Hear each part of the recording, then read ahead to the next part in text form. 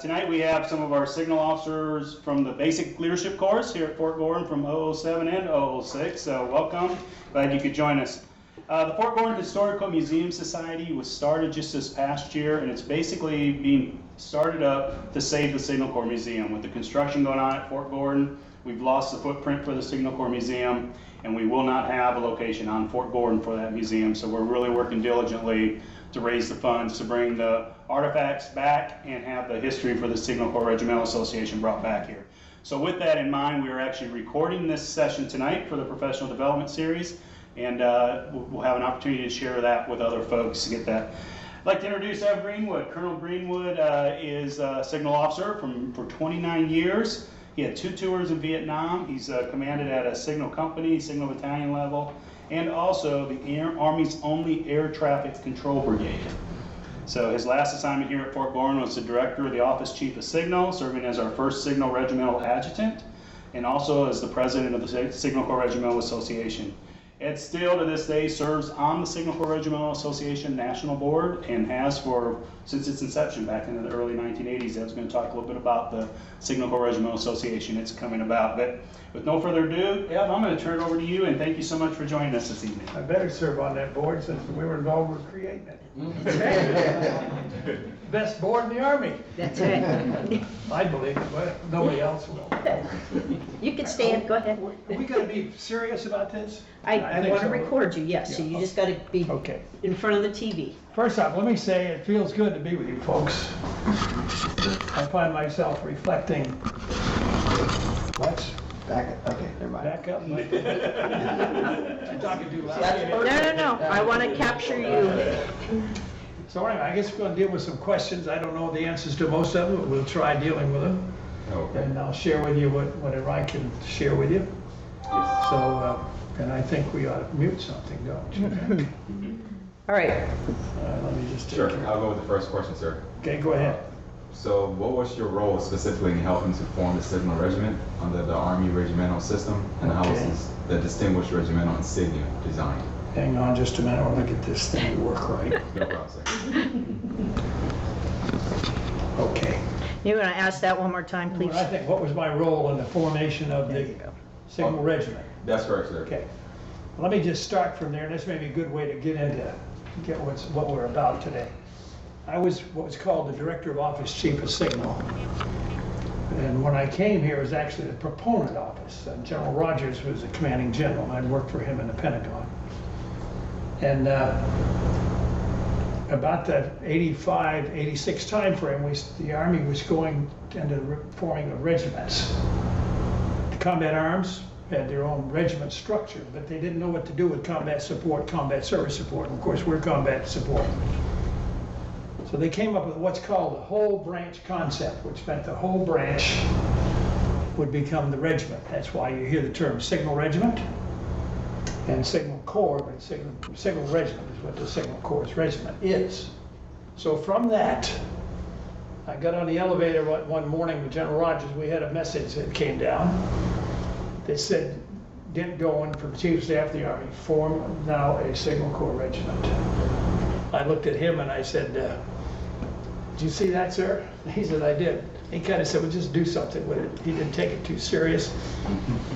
But as we got into it, I can tell you, he was a history buff and it really caught on. But that was the challenge in how we started. How do you put this thing called a regiment together? We looked at other, particularly combat support for our combat arms folks, how they had done that sort of thing. So we then had to create this thing. That meant putting all the guidelines out of what it was going to be, to include establishing a distinctive insignia, regimental colors. I had a retired sergeant major working for me who was really into this stuff. And that's what we came up with from that. So my role was being in what was then became known as the Office Chief of Signal. And I'd like to tell the story that how did we do this thing? One of the things is, how did we come up with this? We looked at what the Brits used, we had all that kind of input, we just couldn't get something we felt was it. And this guy Glenn, who was the retired sergeant major, called me from Washington. We'd been up there on another trip, business trip, or TDY, whatever it was. He said, "Sir," he said, "I need to stay an extra day I'm on to something. So he said, get General Rogers and bring him up here tomorrow. I said, you want me to tell General Rogers to come up here tomorrow?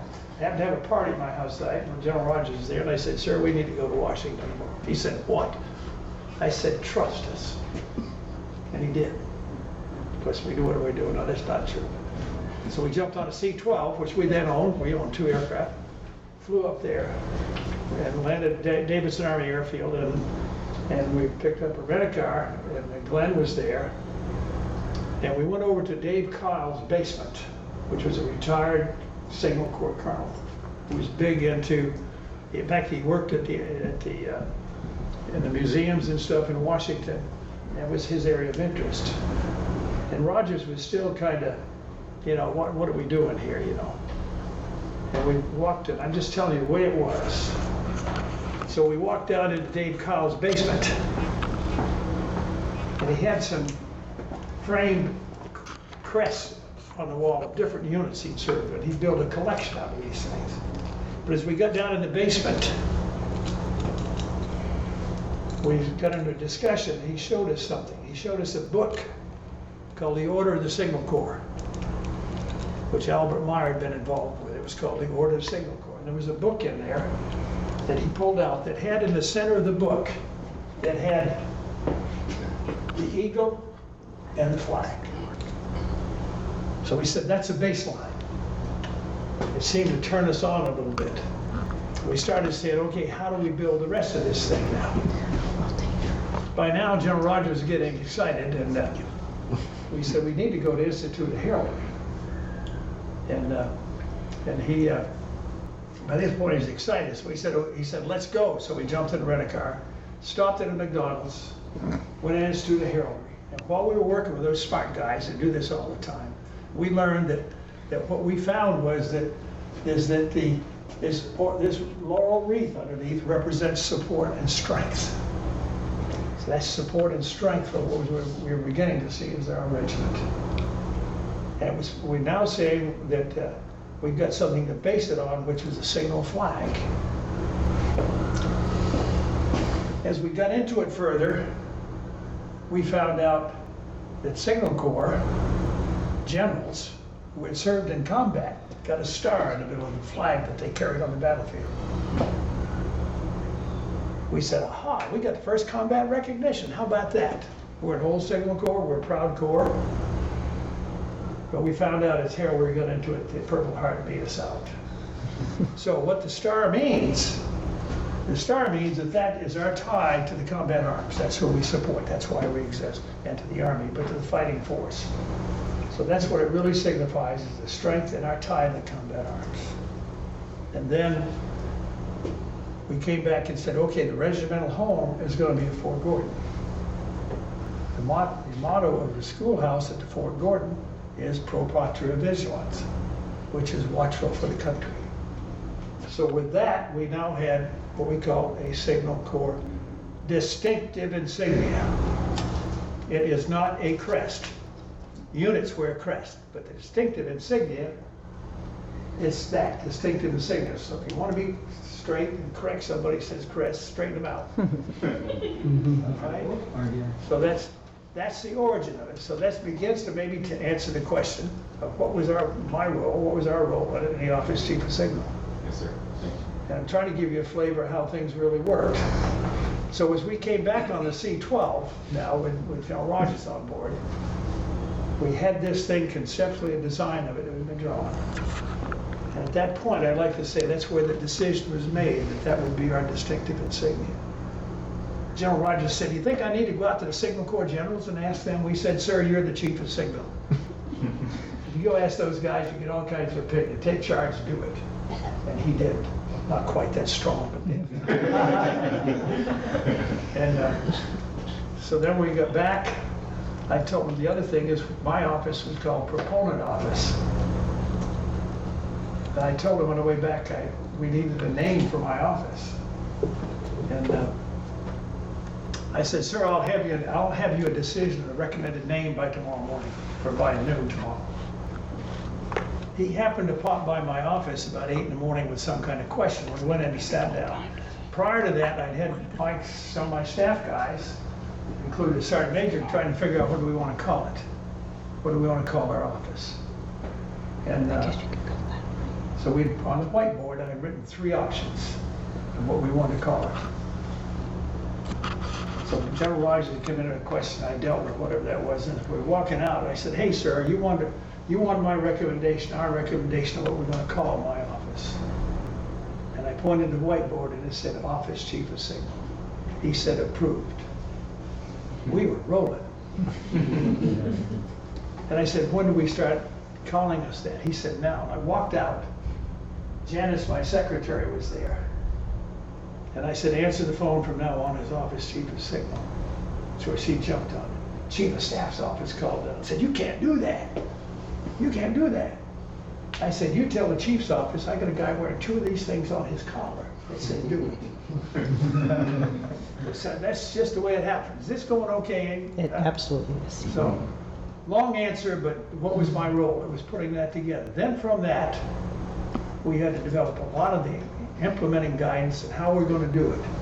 In conjunction with that was we had what was called the Signal, or the Signal Museum Association, which was started by General Hillman and stuff. So that was a foundation we could spring off from, to create what's now become the Signal Corps Regimental Association. I'm a life member. Because when I was down here on a TUI trip, out in the foyer of Alexander Hall, they were selling these lifetime memberships for $10, and I bought one. I'm now a life member, it's a pretty good deal. They cost a little more now. Supply and demand. Somebody's gonna be out saying, give me more scratch. No, I'm not gonna do that, so. Does that answer the question if I hit on it? So, Yes, sir. Thank you, sir. But you just need to know that history. The Signal Corps, I'm gonna preach for it, forgive me. Signal Corps is a proud corps with a long history. And if you haven't found it out by now, it's very few times that you get a lot of accolades. When things don't work right, you sure get a lot of attention, don't you? And, but just remember that, you're getting attention because they want it to work. I've stood in front of a desk with a 1-star armor officer saying, get the darn thing fixed. So you don't get many accolades. If you ever do, frame that thing. But what you'll find out is what that really says. What it says to me, because they're raising it like that, it's because we're important at what we do. We're needed. When's the last time, well, it's kind of outdated now, when's the last time you called the phone company and told them what a good job they're doing? They're not. Do you ever call them when it doesn't work right? No. There it is. So you love their service, but you're gonna let them know what it ain't right. So, okay, where do we go from here? Questions you got, please? I have another question, sir. What was your vision and intent when you helped create the Signal Corps Regimental Association? My vision with the Chief of Staff of the Army's vision. Yes, sir. No, I'm being smart, but the guidance came down and said, do it. So that became my vision. Of course, General Rogers told me what, so it's hard to say beyond that. The vision, I guess, would be how do you put this thing together? And by the way, I brag a little bit, it was my people that did this, not me. I'm bragging because afterwards we've been told, and more times than once I've heard it, we've got one of the best looking distinctive insignias in the Army. And I believe that. And you look at it, every bit of it's historically based. And that's an important point. So when you're talking to troops and soldiers, you say be proud of your distinctive insignia, be proud of your corps. And I'm convinced, I've had a beer, so I'm going to watch out. But I am convinced what makes a unit go, what makes things is pride. You build that pride. You've all felt that. If you're proud of what you're doing, you're going to support it, you're going to get behind it. I learned that right here at Fort Gordon. I commanded a student battalion, which was a different experience, but I did that.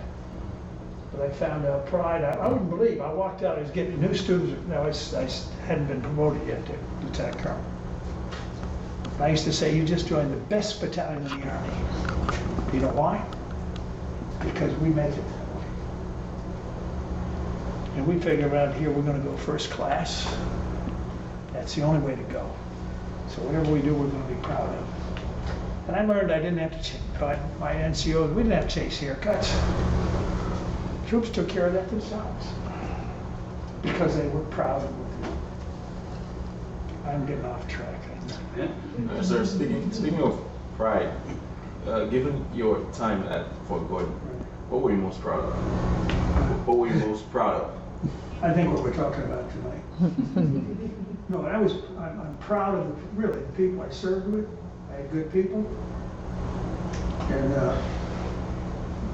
And I guess the challenge is how you get good people and that sort of thing. I was a general, wanted somebody's office, but I said, boy, you're a smart guy. You really good. He said, I'm not smart. He said, I just know how to surround myself with good people. So yes, he's smart. He was smart in finding people. So as a leader, you don't necessarily be the smartest guy. I would say you've got to take the resources that you have, find those resources and let them do their job. And how many, have we got any engineers in the room? I'm sorry. One of the things I would say you fight in the Signal Corps, this may be a little old Army, but when you're out in the field in Germany, wherever, and something's not on the air, here comes some smart lieutenant, an engineer, knows, and I wasn't an engineer, okay.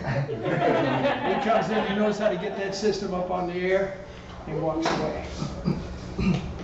That trooper still doesn't really know.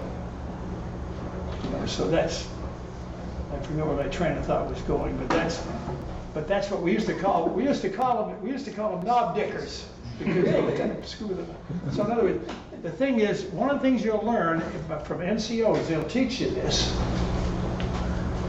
NCOs run the Army. And I've had NCOs say, sir, let me do my job, you do your job. Go off and do whatever with things. We tend to want to sometimes, because of our technical background, we want to get in and use all of our knowledge. We are leaders, every one of you are leaders. And leadership is putting things together to make things happen.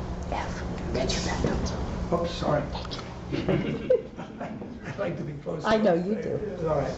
Okay, what else we got? So I was wondering, what is the relationship between Signal and the Cyber Corps, and how do missions like complement one another? We're still figuring that out.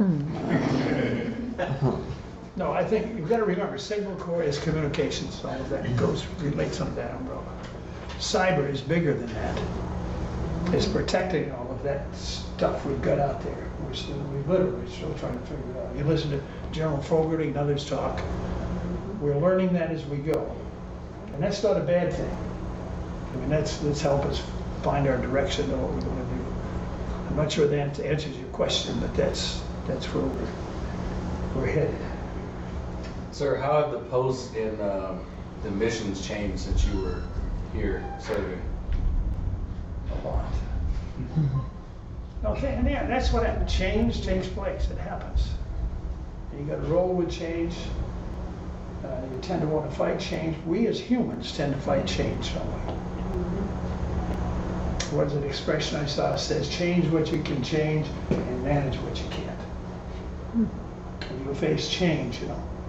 And what's the other expression about, I know when I learned when I was with the Inspector General's office, we would go and inspect places we knew nothing about. How about a laid away Army ammunition plant? I've got to go and inspect in there. But you get all boned up, you read about it. But when you sit with somebody, whether it's out at the Leavenworth or Command of Staff, you start talking to people. Say, tell me what you do. What you all about? And you'll start talking, you just listen.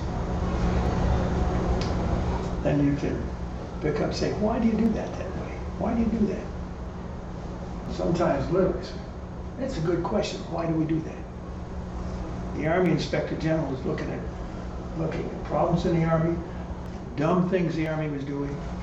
That's the clue. That was the start of something. Okay, we could take it on and oftentimes we wind up what we call pinning the rose on some staff guy back in Washington. They're the ones that wrote the regulations. We had conflicts and things to make the Army better. So that's one of the things about change, about dealing with people and that sort of thing. And I think if you sit down, I learned to talk with your troops. Is I found even out where I live now, I've talked to the director a couple of times. They said you need to just get out and manage by walking around. I learned that right here at Fort Gordon. I was in my office, I could spend all day in the office dealing with problems. And they keep feeding them to me. One day I got mad and I said to my secretary, I said, I'm tired of this crap. I'm going out and see the good people. I know this is him. And I walked out. I came back, guess what? All this stuff was taken care of and my morale was high again. Surround yourself with good troops, you know, that's, heck, I really wanted to, but I'd go stand at the chow line. We still have chow lines in the Army? Sure do. Just go stand at the chow line and listen. Troops will tell you what you need to know. You know that. You may not want to hear it. But it's just, I grab a table, sit down at a mess hall and say, do you mind if I join you? And these are kids going out into the Army. And we wind up sometimes talking about where they fit, whatever. But I never carried a pad of paper with me. I carried a pen. But I'd sometimes write on the napkin. And in my going away thing, my company commanders chided me and said, every time we saw you walk out the mess hall, dining facility these days, walk out with a napkin in your hand, we said, oh crap, something's wrong. What else we got here? Is this productive what we're doing? Perfect, yes, I'm sir. rambling. You shouldn't ask an old guy questions. It's perfect. Well, I got another one for you. All right, You hit it. ready? Why is it important to share and learn about the Signal Corps history and preserve the Signal Corps artifacts? Simple answer is that it takes you right back to the pride. And I think you need to share that, I would say, with your troops, your soldiers. Because if they're proud of what they're doing, you're going to do well. So I'd say that's a short answer, but I would say that's yeah. And there's a lot of lessons to learn. You never stop learning. And hell, I'm still working, I think. But I retired from the Army, went into financial planning for about 11 years. That's where I got to know that guy. And then I was said I'm going to retire. It's time to quit. And about a year or so later, I get a call from General Harris, and he said, there's some electrical contractors looking for somebody to help them. I said, what did he do? He said, I don't know. Talk with him. Within an hour, I got a phone call. Literally, I got a phone call, and then from this guy Ed. And I looked online. I didn't know what I don't have it on the National Electrical Contractors. I know what NECA stood for. And so he said, I'd like to stop by your house tomorrow on the way up. I'm going to play golf. Go right by your house. I thought that was interesting. I was flip about it. He came in and talked for 30 minutes and said, you're the guy. I said, I don't have a clue what this thing is yet. He said, come have lunch with us. And so I did, and they were just forming their chapter. So they're talking back and forth, putting it together. Then one of them turned and said, what do you think? I said, let me tell you about me. Nobody's asked. I still didn't know quite what it was, where I was getting into. And as we were breaking up, a couple of them came by and put their hand on my shoulder and said, you're going to do fine. So here I became the executive director. That sounds pretty exciting, doesn't it? Of the Electrical Contractors Association. I've never been a contractor. I've never been an electrician. How's that for a resume? But I say that lets me ask the dumb questions. And they said, that's just what we need. And I say that because in what you do, even currently in your first assignment, the same kind of thing. You'll step into things that you don't have a clue about. But you got smart people around it. You're going to bring another dimension to it, and you make things happen that way. And I learned a lot. I mean, my gosh, union, electrical contractors union. I sat down in the kitchen with a business manager after I don't know how to keep my mouth shut sometimes. They were talking, and I said,